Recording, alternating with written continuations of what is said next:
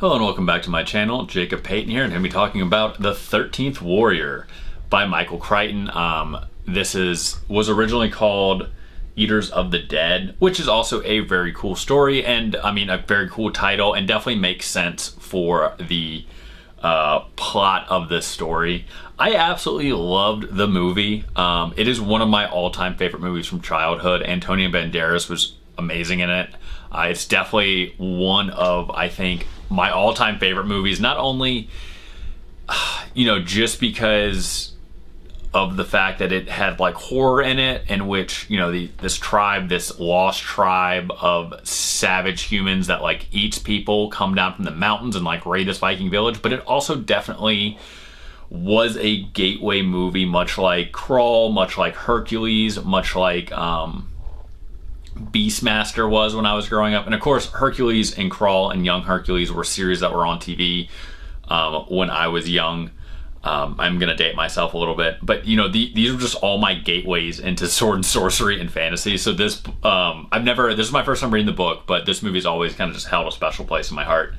Now, that being said, let's kind of dive into it. And it says, in the year AD 922, a refined Arab courtier, representative of the powerful Caliph of Baghdad, encounters a party of Viking warriors on their return to the barbaric north. He is appalled by Viking customs, the wanton sexuality of their pale, angular women, their disregard for cleanliness, their cold-blooded human sacrifices. But only in the depths of the Northland does he learn the horrifying truth. He has been enlisted to combat, a terror that comes under the cover of night to slaughter the Vikings and devour their flesh.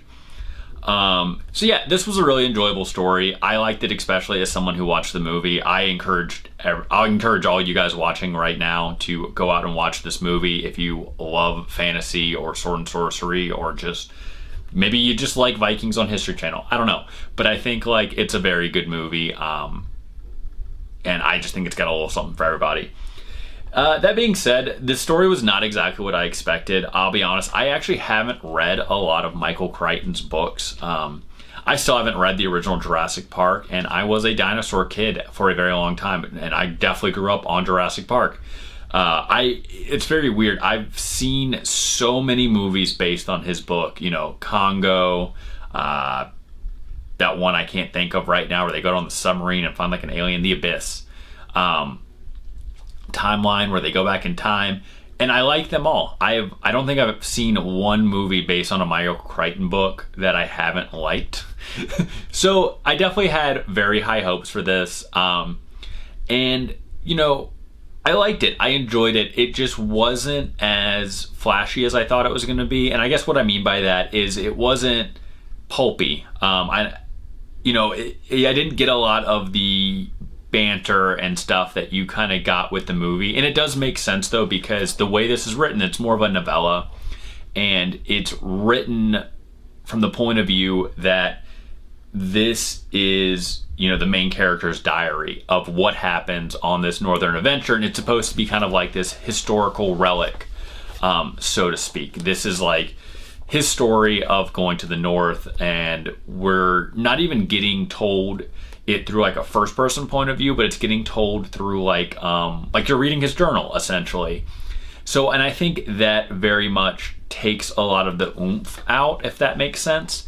It lowers the stakes a little bit, because since we know that his diary was found, he obviously lived long enough to give to someone. So at no point do I think the main character is in danger when I'm reading this book. And of course I've seen the movie, I know he makes it. Sorry, minor spoiler there. But,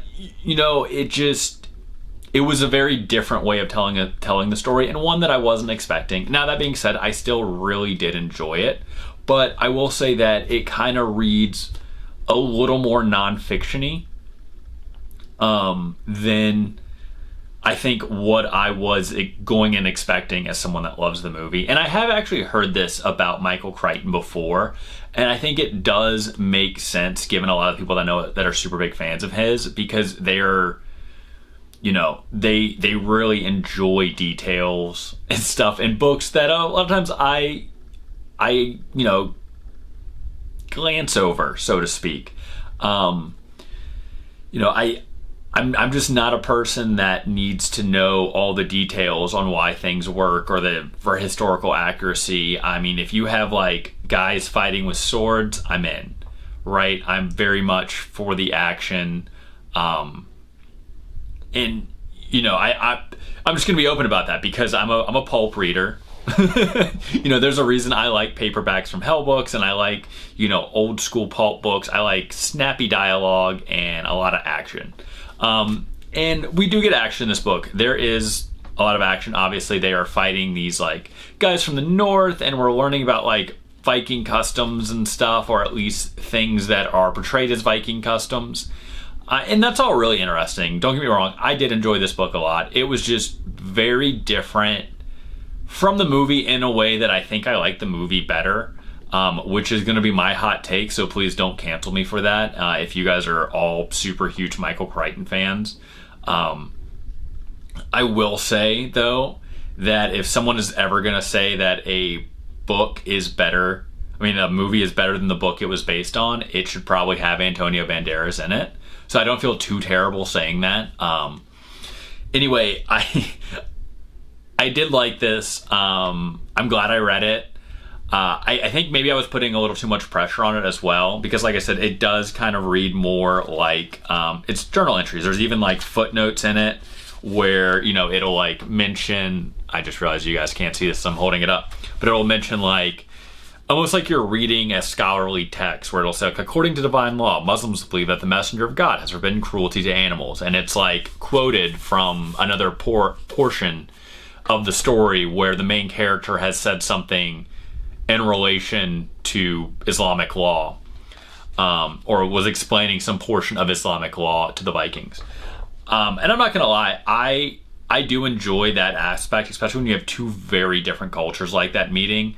I thought that did make the story a lot of fun. And then also kind of the backdrop of this horrific tribe that like eats people and leaves entire villages in desolation, and everyone thinks they're monsters. And then it, you know, kind of turns out they're humans and that they can be stopped, and that's a big part of the story. I liked it. Like, I feel like I have to keep saying that. I have to keep justifying it. But no, I enjoyed this. I liked it. I like the movie better. If you haven't seen the movie, definitely see the movie. If you want to read the book, I mean, I think it's still very good. I liked it a lot. I am going to read, I think, Jurassic Park next with my next Crichton book, because I've heard that is very different from the movie as well. And that also seems to divide people. I've heard, you know, especially in regards to the character of Hamlin. Apparently Hamlin is just a straight up villain in the book, which to me kind of makes it a little more exciting. I think there was a lot of things even in the movie that, you know, Hamlin did in a way that was supposed to show him as like a jolly old man, and then, you know, he's using his money to do this great thing for science, but in the way that certain things were done, I could see them, you know, all he had to do was turn that smile into a frown, and it would have been a lot more sinister. So I'm going to read that. You know, I'm going to see how that compares. I'll definitely do a review on that. Once again, before anyone decides to cancel me for thinking that the movie with Antonio Banderas is better than the book, I did still enjoy the book. Its writing style was just a lot different than what I was expecting. I definitely went in thinking this was going to be more of like a first or third person, straight up like, you know, kind of sword and sorcery adventure about, you know, this guy that goes from the Middle East to Viking lands and fights a monstrous tribe. You know, I definitely went in thinking it was going to be a little more Conan the Barbarian, and, you know, that was on me, because obviously, you know, I should have known based on what I know of Michael Crichton that that's not something he writes. Still good, still recommend it.